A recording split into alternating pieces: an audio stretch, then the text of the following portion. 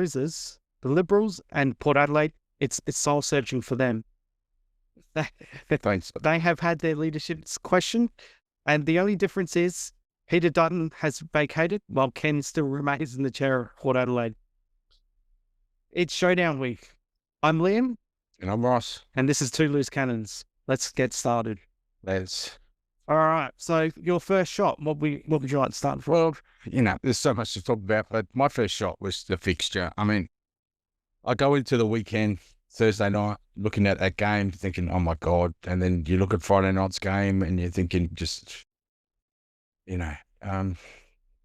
but I was really surprised by Essendon and North Melbourne. That was a good game. I enjoyed that game. It was tough. It was hard. Was it good, or was it just because it was close? Expectation. Look, the expectation was very low. So when you go into something, I think it's very low. But look, to be honest with you, I like tough, hard footy. And you're right. It wasn't clean. It wasn't fast, but it was tough in under. It was two teams going for it. You could see they were both desperate. I do worry about North because that's now another close game they've lost. And, we know what happens to teams who just constantly don't get over the line. Mm-hmm. So they're going to have to win one of these in order to move forward. But that Friday night game, nothing against the Saints. Saints was brilliant. Fremantle just did not show up. I'm not sure what happened there. Yeah, we'll talk about that one in depth. Exactly. A bit more. What's the point of having a floating fixture if you can't do it? Now, I know people are going to say everybody deserves their flowers on a, Thursday, Friday night. You bury Port and Bulldogs probably best. They were buried at 1:15 on a Saturday afternoon.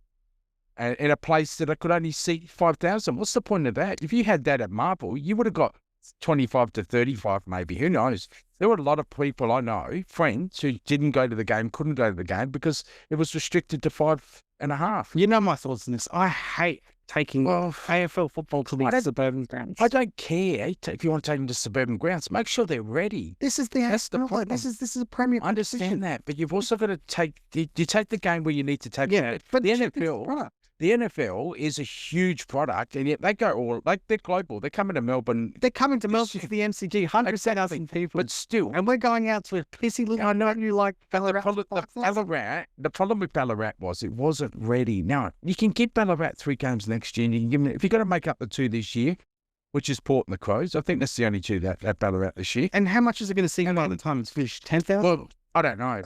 Not sure what the capacity. I think it was talked about upwards of 15, but... that wasn't ready. Like you can't be holding AFL games at grounds that aren't ready to hold them capacity-wise. People are missing out. I understand that the Bulldogs had a nice win. Oh, that's great. This had nothing to do with the margin, by the way. This is fixturing, and like those games. It was a terrible game to begin with in terms of the Bulldogs. When you've got a heavy wind as strong as it is. But you know what? We take games to Tassie, and it's probably even twice. That's really bad there. Oh, my thoughts on Tasman too. I hate it. Yeah. Cool. And the game today at the MCG was windy as well with the Hawthorn and Richmond game. That was windy as well. So, look, it's a winter sport and that's what it is. It's cold, it's wet, but you've got a part of the ground's missing. The wind is a little bit more intense. It is more intense. Yeah. You're right. The AFL should have stepped in and said, look, guys, how about we have this at Marvel? Excuse me. And if need be, later in the year when the Crows are there, if it's still not ready, next year you get 3 games and the following year you get 3 games. But if you can have the Crows game there, you just got to make up 1. Yeah. It's no point having a rolling fixture if you're not willing to use it. And nothing against Saints. Don't get me wrong. Saint fans, love you. You showed up, you did what you needed to do. Fremantle, my God. Where were you? And I can't talk because my team didn't show up. So I'm very reticent to go hard at Fremantle because of, but, when you look at the games, I wonder how many people just didn't bother with Thursday night's game or, turned off early because they just thought this is just rubbish. And then when St Kilda were doing what they were doing to Freo, I'm sure a lot of people turned off as well. I said that game was death by 1,000 cuts. Yeah. But again, play that way. That's it. And again, we talk about games are determined by teams who show up and don't show up. Mm-hmm. That's the thing. So at the end of it all, I just think we've got to do better as the AFL. You step it up. Yeah, it's letting us down on multiple folds, but we'll go into the rest of what it's letting us down on, because we know that that'll lead us. Yeah. What was yours? My first shot is I'm back. I'm back. Yes, I'm back. 3 games, tipped the correct winner. So the Crows getting over the line against Carlton. Yeah. We had Port going down, great result. And my final shot game, bang, bang, bang. Oh, just so. Geelong over Collingwood. I'm back. If Cripps could have kicked that goal, would you? I don't know. I reckon he. When I saw who he was kicking it from, I thought he's on the run. He would have kicked that. On the run, he would have kicked that 10 times out. And then when it's just started going right, but you know what? To their credit, the boys got around him. That was good to see. Yeah, but it got around him. Exactly. I haven't seen that as well as that was afterwards. So yeah, look, good on Collingwood for doing that. That was a good last 3 minutes of a game. I've sit there, edgy as seat. Yeah, it was. It was a pretty crazy ending to a game. That one. And who would have thought that Collingwood would get dudded by the umpires, eh? Well, I don't know about that, because if you look, still side bottom takes someone high. I can't remember who he took high. And then Nick Dacos jumps on top, and I'm thinking that's 50, isn't it? Like the umpire had already made the call that it was a high tackle, and then Dacos comes in, and then he clips the umpire, gives the umpire a mouthful. I'm thinking, surely that's 100. Nothing. That's stop, though. That's stop. That's terrible. Did you see, I don't know if you saw today, but Heaney got a clip from the umpire for talking. He said, the umpire said to him, "Don't you dare ever talk to me like that ever again." So why not pay the 50? So that's what it's there for. I'd have no idea what's going on. It's just, I don't know if we've regressed or we're just letting the boys play or what's going on. It just seems week to week, we just seem to have a new thing to talk about as far as umpire goes. We'll call this show an umpire show, umpire review show. Yeah, look, again, I don't want to be an umpire basher. It's pointless to me. I just don't see the point. But at the end of it all, we all sit back and we all go, like, you're right. But the Collingwood supporters would have thought, oh, we've been dudded. You know, the Geelong supporters are going, well, where's that 50? We're going, why wasn't that high? You're going, I mean, that rundown tackle by Bobby Hill. Where he takes him, he took him at the knees. That's legged all the time. And yet the crowd, the noise from the crowd, the booing. And when I saw it live, I thought he's taking him low. Yeah. I almost expected to be holding the ball. And when he paid the below the knee free kick, I thought, oh, well, he saw it the way I saw it. But the crowd reaction was just a booing, and I thought, well, that's the rule, isn't it? Yeah. Can't tackle a bloke around his knees. You can't, but I think that they looked at they got their AFL lap, they looked and saw, what was it, but 21 frees for Geelong, 14 for Collingwood. But it's not like he started at the hips and he slid down. The tackle is around the knees, and that's legging. We've had that rule in since the day one, haven't we? So we have, but I heard another theory that if it's just on the knee, it's not legged. Just on the knee is not legged. I'm sorry, but that's legged every day of the week. So I don't know what you want. Do you want guys falling face first? We talk about concussions. What would happen if he took him low and he ends up smacking his head on the ground? Oh, well, then it's suspension. And then what happens to Bobby Hill? Are we looking at him spending a week or two on the sideline because he tackled him, another rundown tackle that cost the player a concussion, and then, and then we're up in arms because we're going, hang on. While we're on the topics of suspensions, Willie Rioli, lucky boy, be flat alone. Leave the Willie. Leave the Willie alone. Free Willie. I think this is the AFL protecting him. Look, I don't know. The incident, I thought was, I agree with you. I thought he was going to at least. Because you look at that, you look at the hinge. You know what? I might rip that video up, put them side by side, and you tell us what you think. Right, just trying to get away and then makes contact with Bailey. So a little bit disappointed with himself, Willie, as he came off the ground, but the MRO will surely have a look at that one.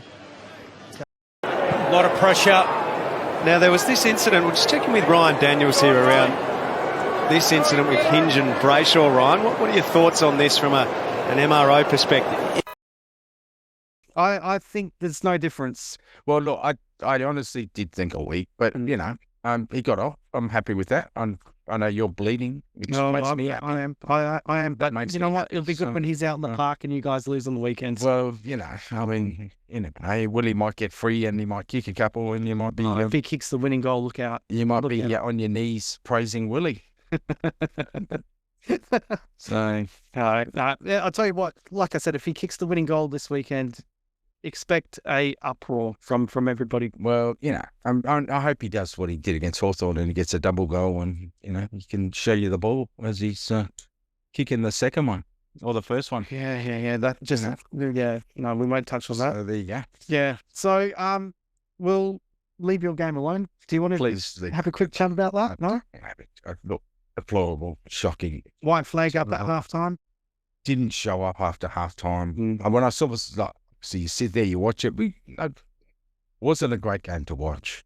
Like you said, the wind played a fair bit of, And But this is another game. Another game. you that had to just come out not 4 goals so- behind and throw a punch in that third That's quarter right, had to to. be in that game. So I think when it didn't go your way in that third quarter, they just thought, Yeah.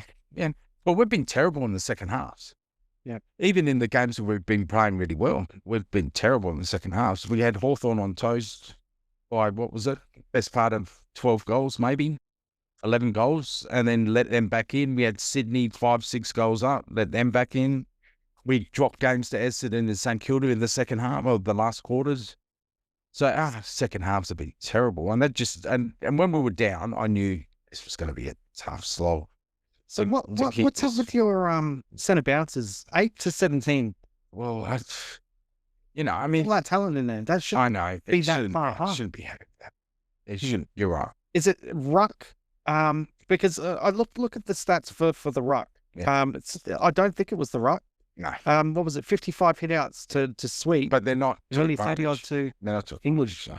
No, but at least They're hit outs. yeah, But they're hit it's outs. not English. Everybody- Palm is ramming it down. Yeah, that's right. But Sweet's not a tap touch ruckman. He sprays it. He just punches it, get it out of there. He'll just put it to a space, which is probably the plan. Yeah. I'll put it there. You run to it. Because when you're outside the centre bounce, it wasn't too bad. 27 to 32 around the ground. Yeah. Okay, lost the clearances by 5. Yeah. That's not a bad result. That should not be a 15 goal loss. I mean, should have.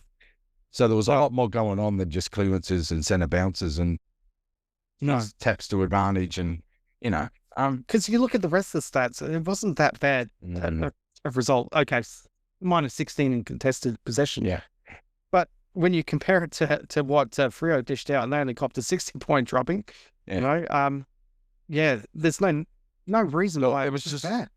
just did not show up. Didn't want to be there. It looked like they just lost interest after half time. Just like And get us home. those games where you're playing out the rural, it's hard to get up. But you know what? You could.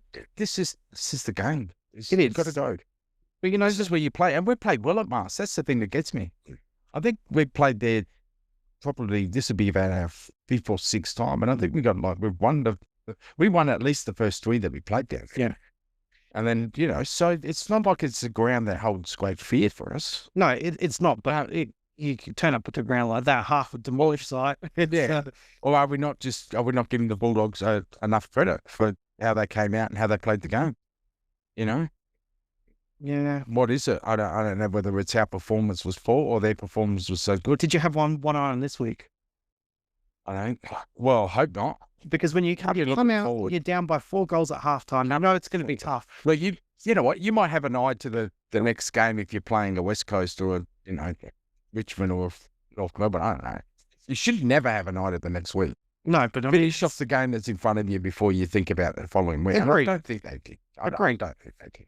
But I mean, you really had to come out and throw caution to the wind and really dip it hard to overturn a 4-goal margin. Yeah, if we were, let's say we were four goals up at halftime and got overrun and lost that, I would say to you probably they were thinking about next week. They wanted to make sure that everybody was no injuries, get through the game, let's get to the showdown. But they were down. You're right. You had to take the game off. Yeah, so we'll move on from that game because I don't think there's a lot more we can glean out of that game. If you want to hear it a bit more, tune into our Showdown special podcast. Mm-hmm. We'll jump to the Crows. I won't, again, drill into this game too much because, again, watch our Showdown podcast. You'll hear us speak a little bit more about it.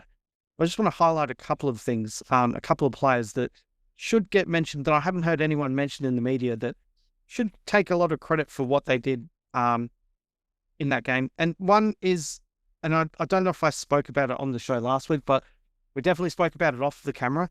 I said that could have been Riley O'Brien's last game for the Crows. Yeah. Maybe he kept Tom De Koning quiet. Yep. I think he only had one mark into the last quarter. Phenomenal effort. He didn't get a lot of the ball himself, but he didn't need to. All he needed to do was just nullify the influence. He was super critical to their win against Geelong the week before. Yep.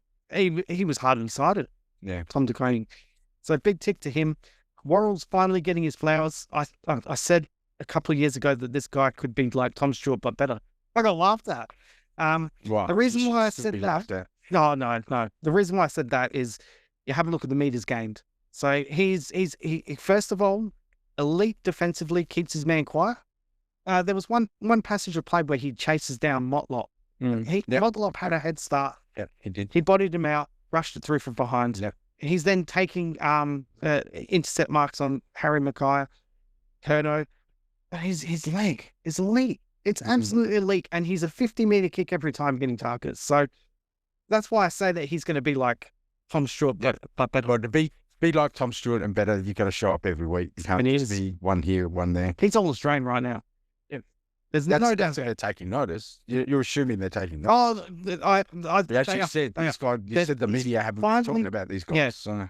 Well, he's finally getting the plaudits now. But he's been doing this for a while.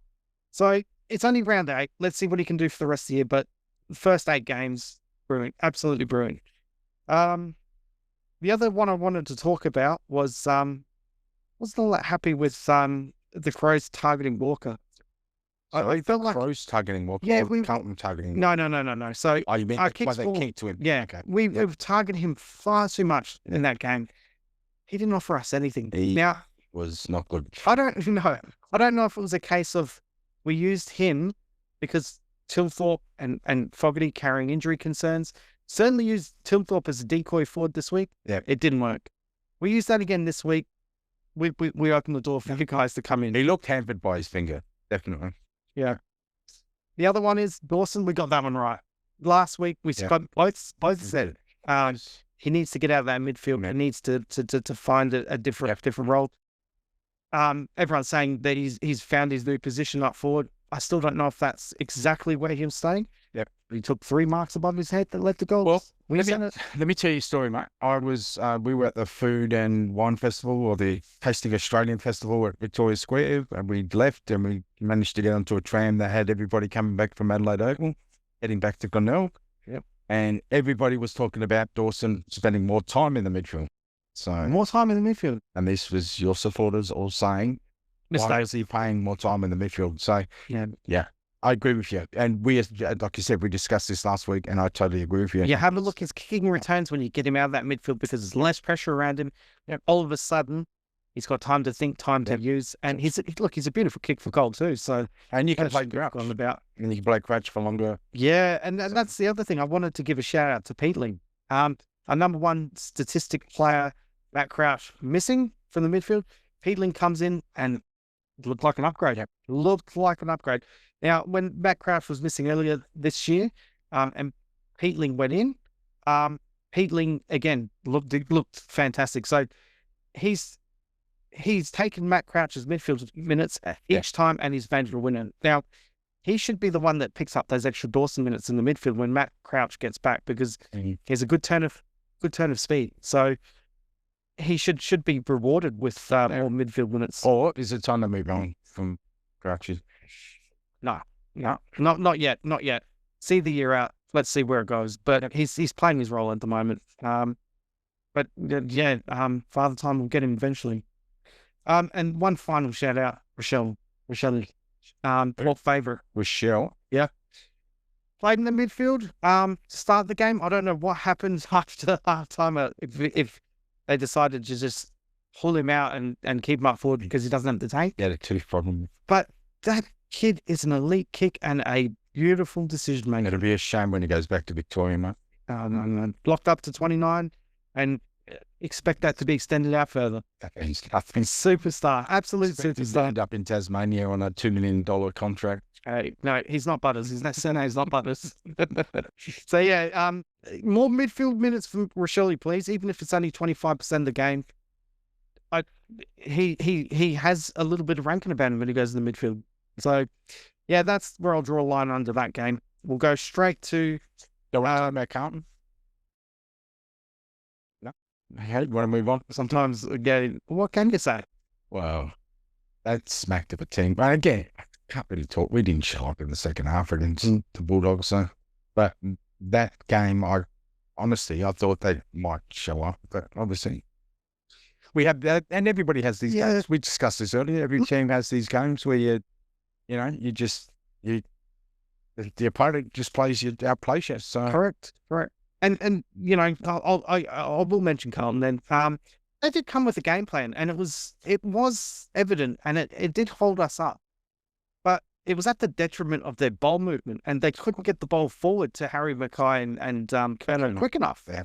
So that's, as well as we defended, they brought us into the game with our defense because of how slow they moved the ball. So if you want to take something out of that, is Carlton really need to quicken up their ball movement. They've got two big guys that they can kick to that need ball moved to them quicker. Otherwise, it's giving the likes of Worrell to come across chopping out.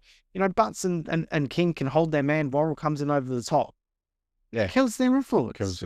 Yeah, you're right. Kernow's only goal came from about 70 metres out. It was a wonderful strike. Yeah, it was. That was his only opportunity for the match, I can remember. Yep. All right. So, yeah, let's move on. It's not that I don't about Carlton. What can I say? Yeah. So, look, good luck next week, Carlton.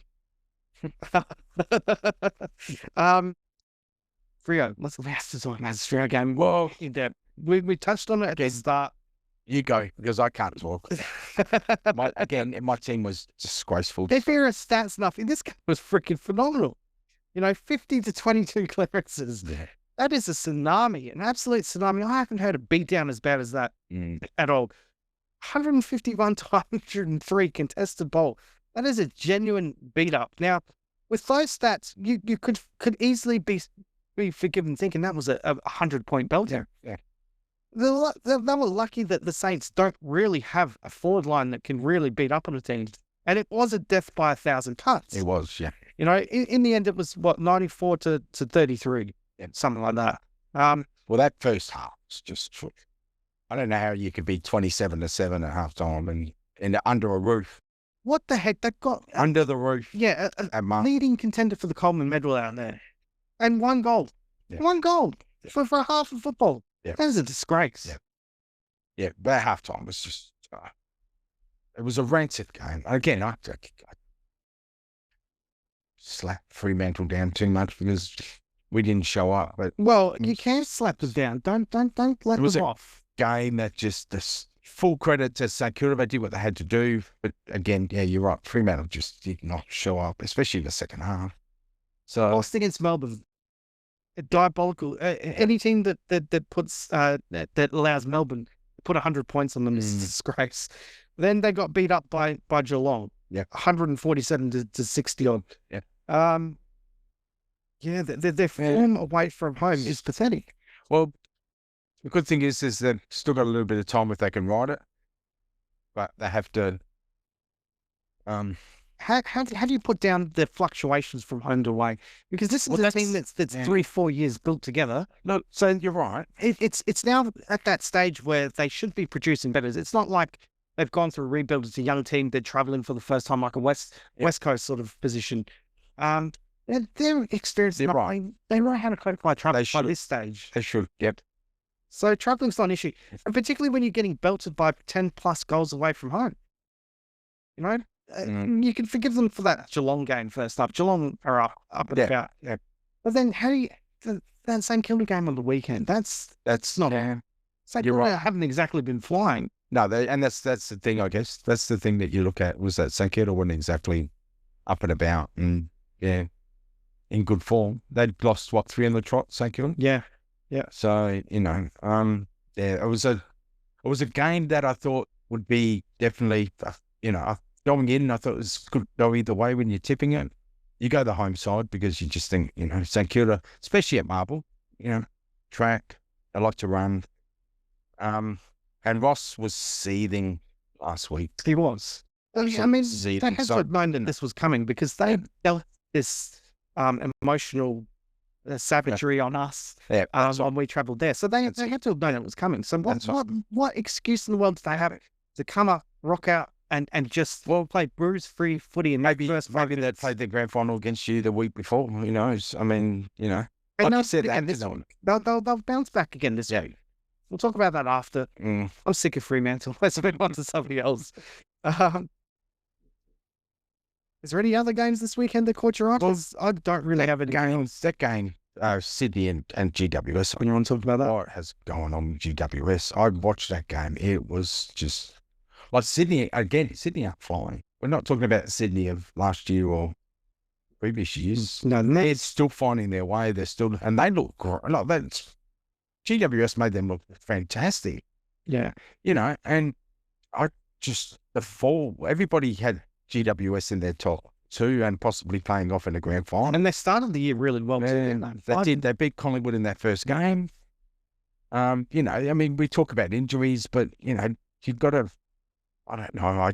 That's a game. That is a traditional rivalry, At the end of that game, they were talking about has the fact that they played away from home because of the Easter showdowns, and they go through this form dip every year. Yeah. Is that part of where GWS's fall off has come from? Maybe. Yeah. So there could be something to that. Yeah, you would expect them to pick it up because if this is a yearly thing, then you got to go through the struggle. That's right. You go through the struggle, but then you must adjust to it too if it's a yearly thing. They do. I mean, the losses haven't been diabolical either. I mean, they were tough and tight against us. Yeah. Last week was a bit of an aberration. That was, I mean, the game against you guys, you called that your best game of the year. I mean, I did, and obviously I had my opinions on it, and I didn't see it that way, but that's neither here nor there. No. But their fall has been one that I'm just shaking my head about because you still look at that list and you still think these guys have the list of a top 2 or 3 side. Yeah, they do. But no one's performing. No one at all. They're all sort of... the only one you could really sort of say, again, Taylor. I think everyone would have Taylor. Yeah, Taylor would have definitely. He's playing well. And he's probably the reason why the damn wall hasn't broken down back. But the thing is, though, is that you can get into the second year. They could absolutely launch and, end up top 4. And I suspect that they'll come back around again. They're too experienced and... Yeah, again, they would be talking internally that this return just going to keep. Look, I was shocked. I checked the ladder after the game, and they're sitting in 8th still, but they've still got a healthy percentage. I thought their percentage was no good, but I was. Well, it goes to show you that they're not, I mean, even though they're losing and they're not playing to their maximum, they're still in it. Yeah, that's right. And so it's not going to take much for them to turn it around. They're not getting blown off the park like a Freo. They'll have to start thinking about making a move because they can't continue this type of form and just beat up on the minions and the lesser likes. And then when they're coming up against the better teams, they're struggling. So, and like I said, Sydney going into the weekend not exactly high flying at the moment. So, but if they get it together, they're another team who could challenge. It's just a matter of whether or not they can get it together. Sydney are missing so many players. They are, but if they get them back and you can get them back into some sort of form, then watch out. Yeah. All right, we'll close off the AFL there. Do we want to give a shout out to Adelaide United? I think we better. I mean, sat on their butts all weekend. Yeah. Thank you. Somehow made the finals. Thank you, Melbourne City. 5-1. 5-1. Yeah, that's easy.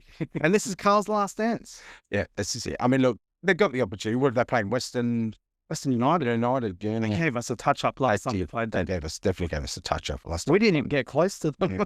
Okay. This is it. I mean, this is where you show the manager whether you love him or not because it's spot on. This is his last dance. You can go through. We'd end up probably playing Auckland, is it? Yeah, I think so. Auckland, yeah. That's on the draw. You know what? Look, you can get through this week, anything, because we matched up pretty well against them. We did. I think we beat them. No, did we beat them? Draw?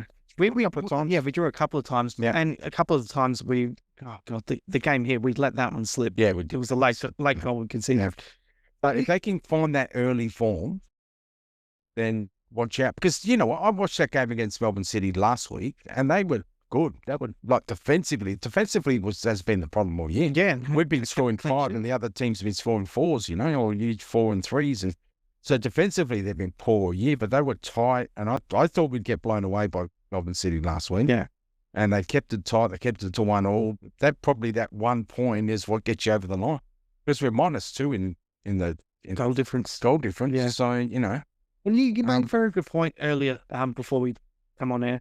And it was, they were top of the ladder for good. Yeah, they were. Portion of it. Yeah. Then we had all those international duties go out, and that really disrupted the team. Yeah. And I don't care what anyone says. You have that many players go out and then come back in. It's hard to find that rhythm.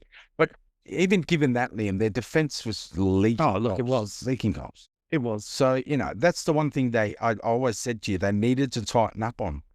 Because when it came down to it, and when we didn't have these guys, and you couldn't score, you were still leaking the goals because you didn't fix up the defence. Yeah. So hopefully they've got the balance right now. And I honestly hope they play for Carl. And even, look, if they go out in the second round, third round, whatever. Yeah, at least they've given it a shot. At least they're giving it a shot.